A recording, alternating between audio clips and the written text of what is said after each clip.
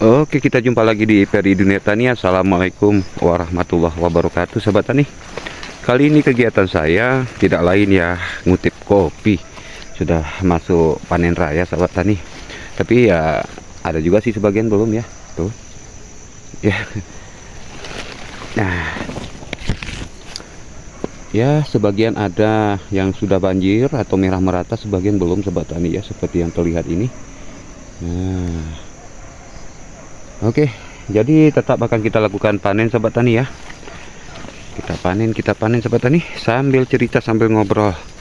Nah, karena banyak juga nih yang tanya, Bang, semenjak bertani kopi Arabica kayak mana sih asiknya, kayak mana serunya, tolong ceritakan pengalamannya.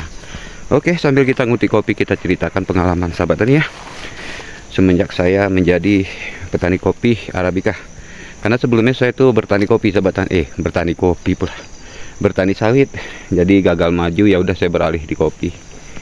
Oke. Oke, sahabat tani.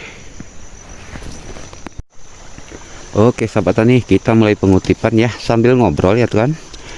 Karena ini banyak sahabat tani kita bertanya bagaimana sih pengalaman semenjak bertani kopi Arabica dan berapa sih aset yang didapat, pemasukannya kan. Oke, sambil kita ngutip kopi kita cerita-cerita, sahabat tani ya. Nah, ini kita panen sahabat tani. Alhamdulillah. Nah,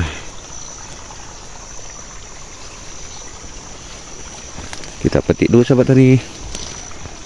Jadi mengenai persoalan pengalaman saya, sahabat tani, semenjak bertani kopi ini, alhamdulillah sahabat tani, lebih jauh banyak perkembangan, sahabat tani, semenjak saya bertani kopi Arabica, sahabat tani. Loh, kok bisa gitu? Pertama, harga stabil, sahabat tani ya. Walaupun meskipun saat ini harga sempat jatuh ini ya, udah menurun menjadi 15.000, tapi kalau kita dapat saja 10 bambu atau satu kaling aja kan udah dapat 150.000, udah dapat sekarung beras ya. Ya. Dan juga semenjak saya berpengalaman di petani kopi Arabica ini, sahabat tani, dari mula tanam ya, tidak sesusah yang kita bayangkan, sahabat tani. Lebih gampang gitu. Yang penting sekarang kita punya lahannya dulu, sahabat tani. Itu yang pertama. Yang kedua, tentukan MDPL-nya. Kalau MDPL di bawah 1000, bagusnya Robusta. Nah ya. Tapi kalau di atas 1000, ya itu kopi Arabica. Tapi lihat lagi, sahabat tani, biasa kopi Arabica itu puncak tertinggi MDPL-nya itu sekitar 1800. Jadi kalau lebih dari segitu, lebih dari MDPL 1800 itu biasanya tidak bagus. Tumbuh sih tumbuh, sahabat tani ya, jangan salah paham. Tapi buahnya kurang, suburan daunnya membatang ya kan. Nah, itu dia, sahabat tani, kita tentukan dulu lahan. Yang kedua MDPL. Yang ketiga, ketika lahan sudah selesai dibuka, udah bersih, kayu-kayu besarnya udah habis ditebang, dipotong, dibakar ya kan, kira-kira sudah bersih semuanya, baru tarik ukur atau tarik pancang namanya kok bahasa kami ya, atau tarik ukuran lah. Nah, ini biar gampang sahabat tani paham ya, karena beda daerah beda sebutannya, kok kami sebut di sini tarik ukur. Nah, kalau di kebun saya ini saya tarik ukurnya sekitar 2,5 meter dikali 2,5 meter. Saya tidak buat sistem pagar, sahabat tani. Kenapa? Kan gitu ya. Sebenarnya kalau bertani kopi Arabica ini mau buat sistem apa saja, kalau menurut saya sih sama saja buahnya. Tergantung dari pemangkasan dan perawatan, sahabat tani. Nah, tapi Pak, ada juga Pak kopi Arabica sistem pagar kok banyak melimpah buahnya ya. Itu karena dirawat, sahabat tani. Jadi kalau cuma ditanam nggak dirawat, sistemnya kayak pagar ya kan sama aja, sahabat tani. Jadi makanya saya nggak terlalu patok ke situ. Nah, ini depan kita ini usia kopinya ini sudah 12 tahun ya. Ini G3, sahabat tani. Ini belum saya pangkas karena sibuk ngutip, sahabat tani. Ya kita kejar target. Nah, yang ketiga, setelah tarik ukuran tanamnya, panjang kali lebarnya udah siap, baru kita tentukan bibit apa yang mau kita pilih gitu. Varietas kopi Gayo ini, kopi Arabica ini banyak sahabat tani. Ada Ateng Super, Ateng Super G2, G3, Temtem, Bourbon, Longberry, Ateng Janda, Kemala. Itu apa lagi ya? Banyak sekali lah pokoknya ya. Liberica ya. Nah, banyak sekali sahabat tani. Setelah bibitnya sahabat tani tentukan. Nah, setelah saya tentukan juga itu ya, ini kan ceritanya tentang saya sebenarnya. Setelah kita tentukan bibitnya, udah menurut kita cocok, senang di hati, ya udah ya. Misalnya mau tanam Ateng Super, ya udah Ateng Super. Tapi kalau saya sahabat tani ya, saya lebih dominan ke Tim Tinda Bourbon. Ya, walaupun ini saya kutip ini kan Ateng Super nih. Ini hanya sekitar bisa dihitung 100 atau 200 batang. Jadi sisanya itu yang sampai 1000 atau 2000 batang itu tuh Tintin sama Bourbon sahabat tani. Nah, oh ada juga sedikit lagi apa tuh ya? Longberry ya, Longberry. Tapi Longberry kurang cocok rupanya sahabat tani. Dan perawatannya mesti hati-hati ya. Jadi kalau kita nggak tepat ilmu ya gagal seperti konten saya di waktu itu. Oke, setelah dilakukan setelah bibitnya besar ya dan dilakukan penanaman, nah, apakah lahan harus besar? Nah, tidak perlu sahabat tani, untuk jadi petani kopi tidak perlu ya. Cukup aja seranti, ada 2 ranti 3 ranti ya, kita rawat dengan baik, mampu mengalahkan kebun yang 1 hektar 2 hektar loh sahabat tani. Karena bukan apa sahabat tani, saya sendiri nih kewalahan ya, sudah 12 hektar kebun saya. Ternyata yang aktif, yang selamat, yang terjaga baik ya, hanya sekitar 2 hektar. Loh, sisanya kemana? Sisanya itu tadi sahabat tani, tak sanggup kita tempuh. Loh, kan bisa diongkosin. Iya kan, nggak selamanya kita punya uang sahabat tani ya, nggak selamanya kita punya uang dan juga waktu ya. Nah, terlebih kalau kita ini di daerah kita sering hujan ya, curah hujan tinggi, waduh kacau. Jadi nggak perlu besar-besar sahabat tani, minimal aja lah kita bilang sahabat tani punya lahan 2 ranti aja, kalau pas-pas terawat ya bisa tembus itu 180 kaleng sahabat tani. Nah, 180 kaleng kalau dikali harga sekarang yang gelondong ya. Nah, gelondong sekarang kan 15.000. Kalikan saja sahabat tani, luar biasa kan? Nah, jadi nggak perlu kebun besar-besar, lahan besar-besar nggak perlu sahabat tani. Oh iya Pak, ada juga pertanyaan ini katanya, bagusan mana itu kalau kita nanam kopi Arabica ini di lahan datar atau lahan miring? Kalau saya lihat lebih bagus di lahan miring sobat tani. Loh, kok bisa? Nah gitu ya, kok bisa? Karena sewaktu pemupukan ya, atau tanah kita waktu kena zat kimia itu akan terbawa turun sobat tani, akan terbawa turun, tercuci oleh air hujan. Nah, jadi tanah-tanah bekas pupuk kimia tadi akan ternetralisir dengan baik. Beda dengan lahan datar sobat tani ya. Loh, dari mana tahu Pak? Toh saya pun juga ada lahan datar kok sobat tani. Saya nengok hanya banyak perbedaannya, banyak. Ini kalau lahan saya ini kan agak miring nih ya, agak miring sobat tani. Makanya nih buahnya banyak, luar biasa.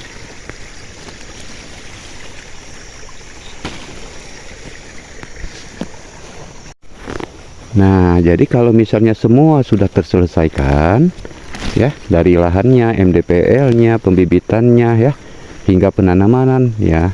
Jadi waktu menanam, tanamlah dengan senang hati ya, dengan ikhlas, jangan dengan buru-buru ya. Tanam, lalu nanti rawat ya, rawat seperti biasa kayak kita rawat tanaman palawija sahabat tani. Tapi perbedaan tanaman kopi Arabica ini enggak repot-repot. Artinya nggak perlu disemprot insektisida, nggak perlu sahabat tani. Loh, tapi Pak, di kebun kami terserang semut. Nah, itu kan gampang sahabat tani, pakai aja regen udah bisa. Cukup regen satu macam sudah ya.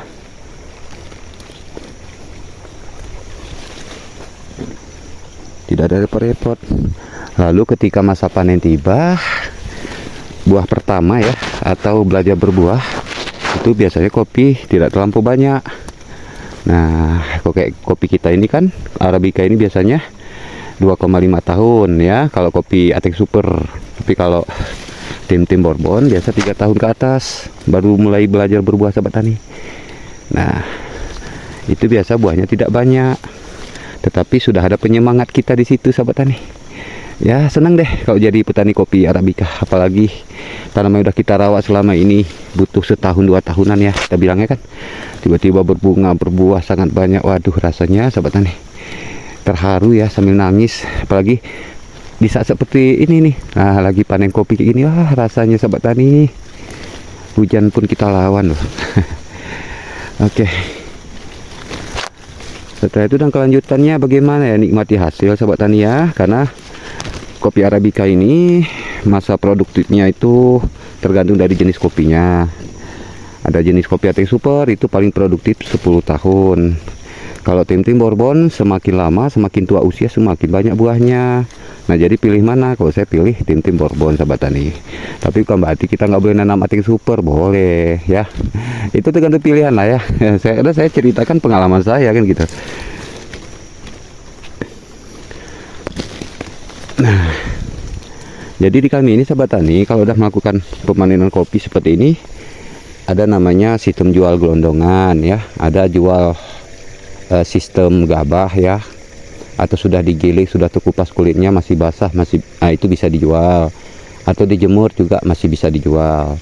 Lalu nanti ada lagi tuh penggilingan akhir ya, itu untuk target biji ya, biji hijau, atau sudah betul-betul kadar kekerasan sudah sangat keras sahabat tani, itu beda lagi ya. Nah, itu harganya lebih mahal daripada kita jual gelondongan sahabat tani. Nah, jadi kenapa saya tidak menggiling kopi, kenapa saya tidak ikuti prosesnya biar harga mahal gitu ya, itu tadi karena tidak sempat sahabat tani, kesibukan, banyak kerjaan karena lahan pun banyak sahabat tani. Makanya saya bilang sama sahabat tani, mending gak usah lahan banyak, nanti repot nih kayak saya nih. Jadi kebun saya ini 12 hektar, kebanyakan yang sempat saya pupuk itu paling sekitar 1,5 hektar sahabat tani. Tuh sisanya bagaimana ya, itu tadi sahabat tani nggak sempat. Yang kedua faktor apa ya, kegiatan saya banyak sahabat tani, penyuluh pertanian kan gitu, ikut sana ikut sini gitu, makanya agak susah ya. Ini mau maaf sahabat tani ya kalau saya ngomongnya ini blak bluk ya. Maklum namanya sambil kerja ya, jadi konsentrasi kita terpecah jadi dua ini, konsentrasi nengok metik kopi sama konsentrasi bicara, jadi terbelah dua sahabat tani. Tapi insya Allah mudah-mudahan sahabat tani ya paham lah ya, kita sambil ngopi kopi nih sambil cerita-cerita sahabat tani. Oke.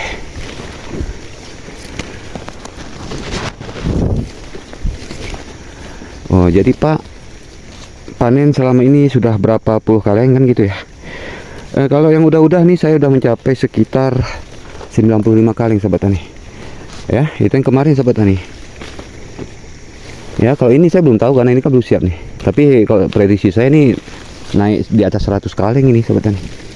Nampaknya ya. Ya, nampaknya nih.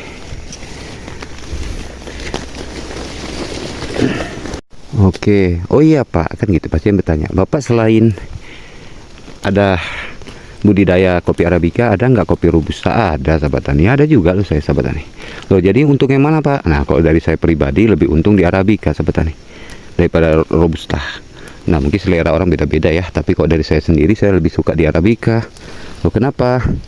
Pertama buahnya besar-besar ya, gemuk-gemuk, cepat penuh tempat ya kan. Nah, apalagi di kami ini kan petani kopi ini kan dihitungnya pakai bambu, bukan pakai apa ya kan lain. Tapi kalau pakai kilo lebih untung sebenarnya sahabat tani. Nah, karena buahnya gede ya, buahnya gede. Tuh udah hujan sahabat tani, ya ampun. Di sini begitu sahabat tani, bentar-bentar hujan. Nah, sudah saya langsir sahabat tani, tadi udah penuh. Jadi waktu kita lanjut lagi. Ini sebenarnya udah masuk kantong kopi yang ketiga nih. Ini satu kantong kopi ini sekitar 5 atau 6 bambu sahabat tani. Ya. Jadi saya baru melakukan pengutipan baru aja sekitar 4 batang lah dari situ ya. Nah, 4 batang aja udah hampir 2 kali sahabat tani. karena buahnya banyak sahabat tani. Oke, itu tadi sahabat tani. Yang pertama buahnya gendut ya. Yang kedua harga ya, harga kopi Arabica cenderung lebih mahal daripada Robusta. Cenderung lebih mahal daripada Robusta sahabat tani. Itu yang saya suka dari kopi Arabica ini.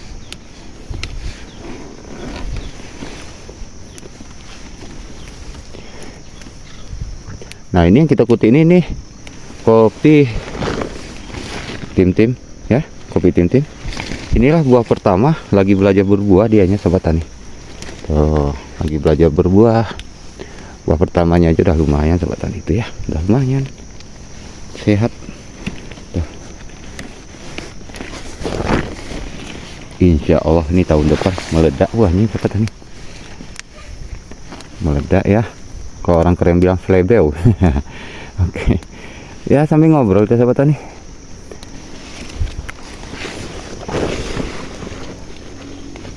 Itu tadi sahabat tani. Yang kedua kan harganya, saya suka harganya lebih mahal daripada Robusta.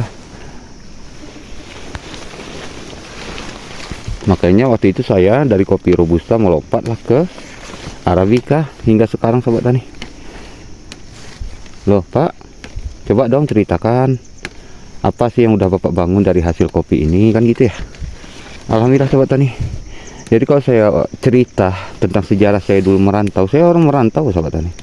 Dari petani sawit lari ke petani kopi. Terinspirasi dari teman. Katanya bertani kopi lebih cepat kita berubah kehidupan daripada sawit, katanya kan gitu ya sahabat tani. Ini jadi cerita saya sahabat tani. Jadi petani sawit jangan tersinggung ya. Ini cerita saya. Kalau saya bohong juga nggak baik ya kan. Jadi saya harus jujur. Nah, dan juga ini karena pertanyaan makanya saya jawab. Nah, ini buahnya udah duluan habis sahabat tani. Ateng super beginilah. Panennya cepat, dapatnya banyak tapi cepat habis.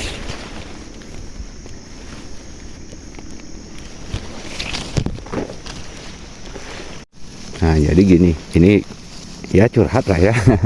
Termasuk curhat lah kita bilang sahabat tani. Jadi dulu saya sebelum saya merantau ke Tanah Gayo ini kan, saya dulu di Langsa sahabat tani. Ya, saya dulu tinggal di Langsa Aceh Timur.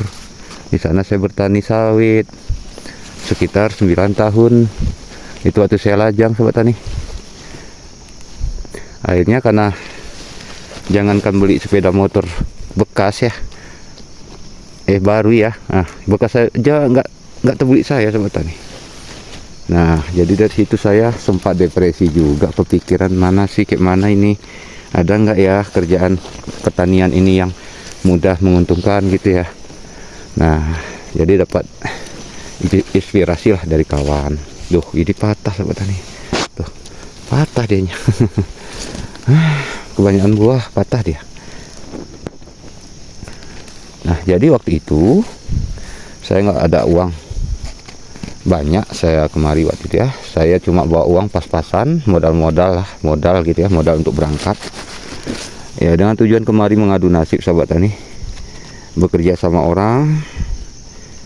Ya, jadi buruh lah ya, saya dulu buruh. Bisa saya dipercaya pegang kebun kopi orang, ibaratnya kok kami sebut sini ini makan ongkosan atau kerja ngutip ya, seperti kontrak sahabat tani. Jadi waktu itu saya jalani dengan penuh sangat luar biasa rintangan sahabat tani ya. Jadi dari situ karena saya kerja sama orang ya, saya tabung-tabung duit. Alhamdulillah terbeli lah waktu itu kebun sekitar 3 rantian ya, 3 rantian sahabat tani. Jadi posisi saya masih kerja sama orang saat itu, jadi saya harus pintar bagi waktu. Karena saya jaga kebun orang, jadi saya pernah bersihin kebun orang sahabat tani. Nah, jadi sulitnya di saat itu, di saat musim hujan ya, kebun orang semak harus kita bersihin, kebun kita pun juga semak harus kita bersihin. Jadi apa yang terjadi? Ya itu tadi sahabat tani, bagaimanapun ceritanya ya, kita utamakan dulu kebun orang. Karena saya dulu dipekerjakan sama orang gitu ya. Jadi lambat laun dengan kesabaran ya. Karena saat itu saya masih awam, masih nggak tahu apa-apa, belum masuk penyuluh pertanian. Jadi saya sering ikut-ikut orang aja gitu. Misalnya ada orang mau nanam kopi, saya ikut-ikut aja gitu. Karena apa sahabat tani ya, mungkin benar ya, ilmu itu mahal. Sampai-sampai orang nggak mau bagi ilmu sama kita sahabat tani. Ya. Itulah dulu saya banyak sekali belajar dulu ya sama orang-orang yang udah hebat. Tapi rata-rata mereka nggak kasih ilmu sepenuhnya sahabat tani, hanya separuh gitu. Jadi ilmu yang saat ini saya bagikan pada sahabat tani, saya rasa sangat bersyukur sahabat tani ya, karena saya di sini bagi secara penuh, tidak melebih-lebihkan, tidak mengurang-urangkan sahabat tani ya. Aduh, terpleset.